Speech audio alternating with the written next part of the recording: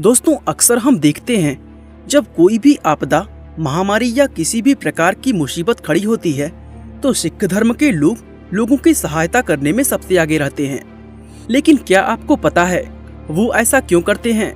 अगर नहीं पता तो इस वीडियो को पूरा जरूर देखें, क्योंकि हमने सिख धर्म से जुड़ी ऐसी बहुत सी बातें बताई हैं जिन्हें जानकर हर व्यक्ति को उन पर गर्व होगा। दोस्तों, सिख धर्म की शुरुआत आज से करीब 500 साल पहले भारत और पाकिस्तान के पंजाब वाले हिस्से में हुई थी।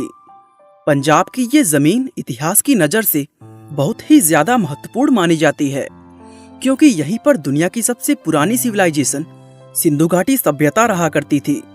इस जगह पर हिंदू, मुस्लिम और जैन सभी धर्मों ने अपनी अलग अलग छाप छोड़ी है, जिसके चलते पंजाब का कल्चर हमेशा ही काफी विविध रहा है और इस डाइवर्स कल्चर का असर आज भी सिखों पर देखने को मिलता है। आज की अगर बात करें तो इस समय दुनिया में सिखों की संख्या 30 मिलियन के आसपास है, जिसमें लगभग 83% सिख हमारे भारत में ही रहते हैं। भारत के पंजाब राज्य में सिखों की जनसंख्या लगभग 60% है, जबकि भारत की कुल जनसंख्या में सिखों का योगदान सिर्फ 1.72% है।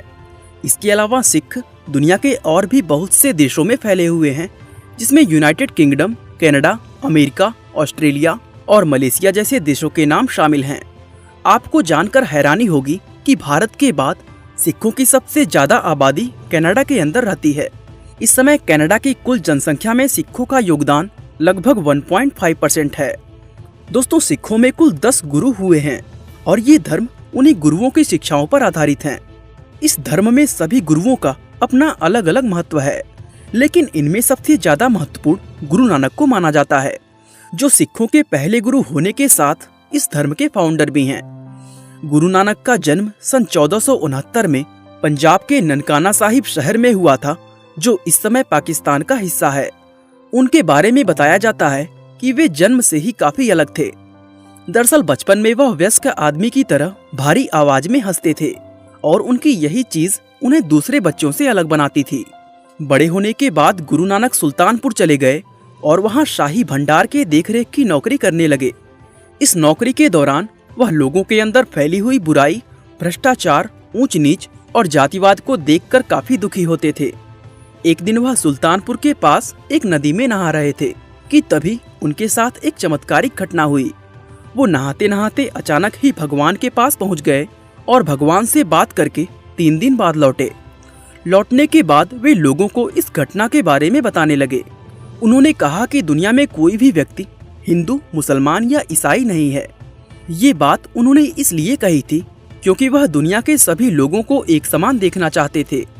गुरु नानक के बाद इस धर्म में 9 गुरु और आए और इन सभी गुरुओं ने लोगों को एक भगवान और सभी इंसानों के एक समान होने का संदेश दिया। गुरु गोविंद सिंह इस धर्म के 10वें और आखिरी गुरु थे, जिन्होंने खालसा सिखों को 5 चीजें केश, कंघा, कड़ा, कछेड़ा और किरपान हमेशा पहनने और अपने पास रखने को कहा था, और इसका पालन करने वाले बहुत से सिख आपको आज भी दुनिया के अंदर दिख जाएंगे। साथ ही उन्होंने सिखों के धार्मिक ग्रंथ गुरु ग्रंथ साहिब को पूरा करके उसको अंतिम रूप दिया था, और आज सिखों में यही ग्रंथ आखिरी जीवित गुरु के रूप में जाना जाता है। इस ग्रंथ के पहले 2 शब्द एक ओंकार है, जिनका मतलब ये है कि ईश्वर केवल एक है और वही सबसे बड़ी और सबसे सच्ची वास्तविकता है। एक ईश्वर में विश्वास होना सिख धर्म की सबसे बड़ी और सबसे महत्वपूर्ण आस्था मानी जाती है। सिखों का मानना है कि ईश्वर का ना तो कोई रूप है और ना ही कोई आकार, ना वो स्त्री है और ना ही पुरुष। वो हर जगह हर चीज में मौजूद है, जिसको शब्दों में बयां करना असंभव है। गुरु नानक हमेशा इस बात पर जोर देते थे कि एक ईश्वर को कई अलग अलग तरीकों से समझा जा सकता है। किसी के लिए ईश्वर भगवान विष्णु हो सकते हैं, तो किसी के लिए अल्लाह या फिर कोई भी अन्य नाम जिसमें लोगों की आस्था हो, वो भी गुरु नानक का ईश्वर हो सकता है। इसलिए किसका भगवान सच्चा है और किसका भगवान झूठा, लोगों को इस बात पर लड़ना नहीं चाहिए। दोस्तों, सिख धर्म लोगों के कर्मों के अनुसार उनके स्वर्ग और नर्क में जाने पर आधारित नहीं है, बल्कि इस धर्म में पृथ्वी पर इंसानों के जीवन को ही नर्क माना जाता है, क्योंकि उनके अनुसार इंसान मरने के बाद अपने कर्मों के आधार पर अलग अलग रूपों में बार बार जन्म लेता है। ये एक जाल की तरह है जिसमें हर इंसान मुक्त होना चाहता है। इसलिए सिख धर्म में हर व्यक्ति का लक्ष्य अपनी आत्मा को ईश्वर से जोड़कर पुनर्जन्म के इस चक्र से मुक्त होना है। और ऐसा तभी संभव है जब एक इंसान खुद को अहंकार से पूरी तरह मुक्त कर लेगा।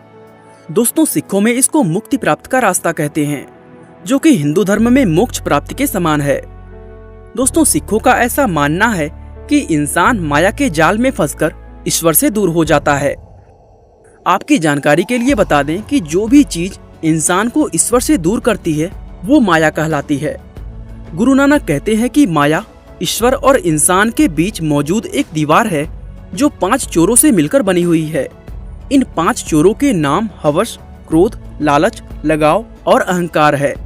और ये हर एक सिख का कर्तव्य है कि वो इन 5 चोरों से मुक्त होकर अपना जीवन बिताएं, क्योंकि जब तक वह इन 5 चोरों को नहीं छोड़ता तब तक उसको मुक्ति नहीं मिलती है। गुरु नानक कहते थे कि दुनिया में जितनी भी परेशानियां और मुसीबतें आते हैं वो सभी इंसान के अहंकार और माया की वजह से होते हैं। वो कहते हैं कि जो भी व्यक्ति माया के चक्र में फंसकर अपना जीवन बिताता है, सिखों में उसको मनमुख कहा जाता है। वहीं दूसरी तरफ जो व्यक्ति मोह, माया और अहंकार को त्याग कर प्यार, सच्चाई, संतुष्टि और सहानुभूति के भावों को अपनाकर ईश्वर का ध्यान करते हुए अपना जीवन जीता है, तो उस इंसान को गुरमुख कहा जाता है। दोस्तों, गुरु नानक देव ने बताया था कि सिख धर्म के 3 पिलर हैं और इन पिलर्स में बताए गए तरीकों को फॉलो करके कोई भी इंसान गुरमुख बन सकता है। सिख धर्म के पहले पिलर का नाम जपो है, जिसका मतलब ईश्वर यानी वाहे गुरु का नाम जपते हुए हमें हर रोज ध्यान लगाना है। इसके बाद दूसरा पिलर है कीरत करो। इसका मतलब कड़ी मेहनत करते हुए हमें ईमानदारी से अपना जीवन बिताना है। और आखिर में तीसरा पिलर आता है वंड चखो। इसका मतलब अपनी कमाई हुई धन को दूसरों से शेयर करना है। इसके तहत सभी सिख लोग अपने धन और संपत्ति को अपने समुदाय में साझा करते हैं। साथ ही सिखों द्वारा गुरुद्वारों और दूसरी कई जगहों पर चलाए जाने वाला लंगर भी वंड चखो का ही एक हिस्सा है। गुरुद्वारों में हर धर्म, जाति और जेंडर के लोगों को लंगर में मुफ्त भोजन करने की अनुमति होती है।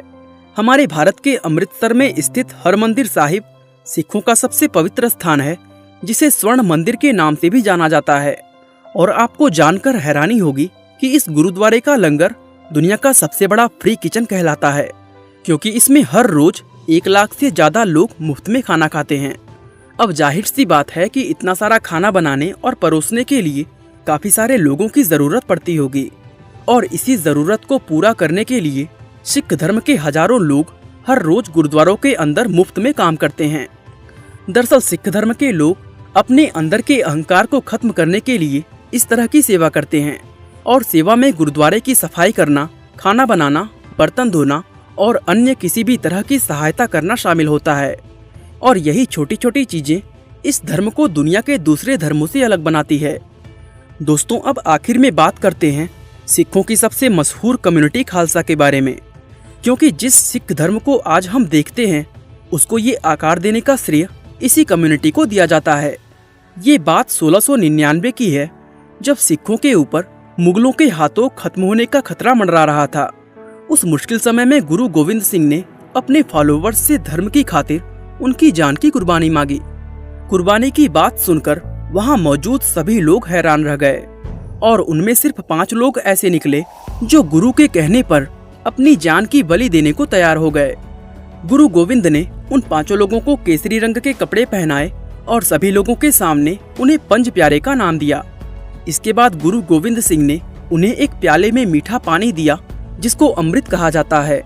इन 5 लोगों ने अलग अलग जात के होते हुए भी एक ही प्याले से इस पानी को पी लिया, और पानी पीकर ये लोग एक बिल्कुल नई कास्टलेस कम्युनिटी का हिस्सा बन गए, जिसको खालसा का नाम दिया गया है। इन लोगों ने अपने नाम के आगे से जाति सूचक शब्द हटाकर सिंह सरनेम अपना लिया। पुरुषों की तरह महिलाएं भी इस अमृत को पीकर इस कम्युनिटी का हिस्सा बनी और उन्हें कौर सरनेम दिया गया। इस तरह सिखों की एक बिल्कुल नई कम्युनिटी अस्तित्व में आई, जिसने पूरे सिख समाज को जोड़कर एक परिवार की तरह बना दिया। आज भी बहुत से सिख सिंह और कौर सरनेम को पाने के लिए गुरुद्वारों के अंदर अमृत नाम की उसी धर्म क्रिया से गुजरते हैं। बाकी दोस्तों, आज के लिए बस इतना ही।